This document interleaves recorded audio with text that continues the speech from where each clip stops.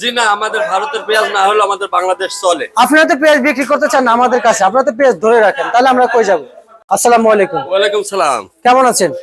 আলহামদুলিল্লাহ ভালো আছি। কি নাম আপনার? আমার নাম মঞ্জুরুল হক। কোন জেলা থেকে আসছেন? মেহেরপুর। মেহেরপুর থেকে আসছেন। পেঁয়াজের ন্যায্য দাম পাচ্ছেন? জি না, ভারতীয় এলসি পেঁয়াজ আসার আগে কেমন ভেবেছেন, কত বিক্রি করবেন? আমাদের চিন্তা ভাবনা ছিল 60-70 টাকা বেচা কিনা হবে। 60 থেকে 70 টাকা। আর এখন চিন্তা ভাবনা কি করতেছেন? অর্ধেকে বেচা কিনা হচ্ছে এখন। অর্ধেক বেচা বিক্রি হচ্ছে। আচ্ছা, তাহলে অর্ধেক মানে 35। 35। আর তার মানে নিচে বাজার কি 35 এর উপর আছে না নিচে আছে? নিচে, আরো নিচে। আরো নিচে? জি। নিচে তাহলে কত আছে? নিচে 30 টাকা, 29 টাকা, 32 টাকা বলছি।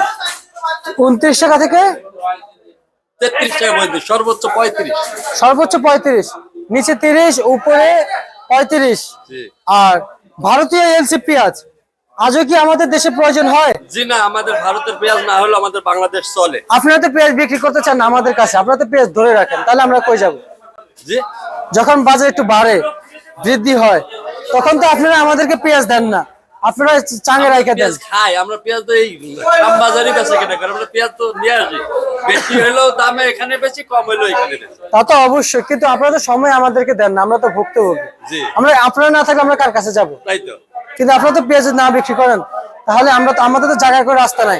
ওই যে ভারত আছে, জি জি। এর সাথে আমাদের কোনো জায়গায় রাস্তা নাই। জি। আমরা আপনারা কৃষক, দেশের কৃষক, আমরা আপনাদের কাছে আশা করি আপনারা পণ্য আবাদ করবেন, আমরা কিনে খাবো।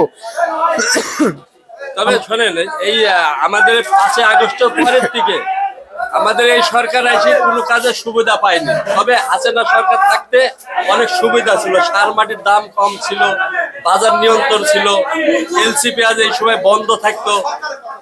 না বন্ধ থাকতো, এলসি 2 মাস বন্ধ থাকতো, কিন্তু এই সরকার এসে এলসি বন্ধ করে চলতেছে। এই সরকার এলসি বন্ধ করেন? জি না। আচ্ছা আচ্ছা আচ্ছা, বুঝতে পারছি।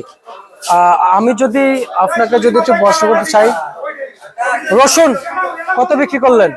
রসুন এই যে 40 থেকে 45 পর্যন্ত বেচা কিনা। 40 থেকে 45-এর মধ্যে বেচা বিক্রি করছেন। আচ্ছা, আর এখন তো আর ন্যায্য দাম হচ্ছে না। জি না। হালি পেঁয়াজ আসতে কতদিন লাগবে? আলি পেঁয়াজ আসতে এখনো 2 মাস পার হয়ে যাবে। আচ্ছা, মেহেরপুরের সুপসাগর পেঁয়াজ কত বিক্রি চলছে? ওইটা আপনার 1300-1400 টাকা মন ওইখানে। আচ্ছা, আর আপনাদের মেহেরপুরের দেশি পেঁয়াজের মন কত চলছে? দেশি পেঁয়াজের জি জি জি, পার মন? আর মন জি জি, দেশি 1300 1300 টাকা। 1200 1250 এরকম। আচ্ছা আচ্ছা আচ্ছা, বাজার তো একেবারে কম। কম বাজার। আর আমরা শুনেছি আপনারা যারা আগ্রহী হয়েছেন, আপনারা যারা ডক্টর ইউনূসকে দেখে নাকি আগ্রহী হয়েছেন দাম নাকি পাওয়ার জন্য, জি জি। আপনি সে দাম পাচ্ছেন? জি না। পাচ্ছেন না? জি না। আচ্ছা আচ্ছা আচ্ছা, বুঝতে পারছি। এই পেঁয়াজ নিয়ে আপনারা কতটুকু ভুক্তভোগী, কি পরিমাণ লস যাচ্ছে? ধরেন পার বিঘাতে 60 থেকে 70,000 টাকা খরচ হয়। সেই পেঁয়াজ বেচে এখন ধরেন 40,000-30,000 টাকা জমে। সে পেঁয়াজ বিক্রি জি। করে ন্যায্য দাম হচ্ছে জি না।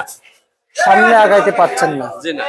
আচ্ছা আচ্ছা আচ্ছা আচ্ছা, এখন এই যে পেঁয়াজ বিক্রি করলেন, ঘরে ক্রেতা রয়েছে, শ্যামবাজার নিয়ে আসলেন, জি।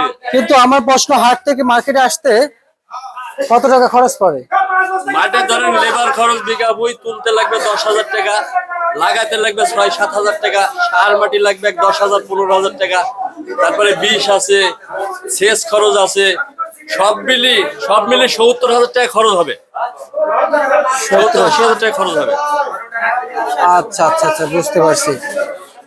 ভাইজান, তার মানে বাজার যে হারে আমরা দেখতে পাচ্ছি, আপনার কথা বলা সঠিক আছে, কিন্তু ন্যায্য দাম আর মিলছে না জি না।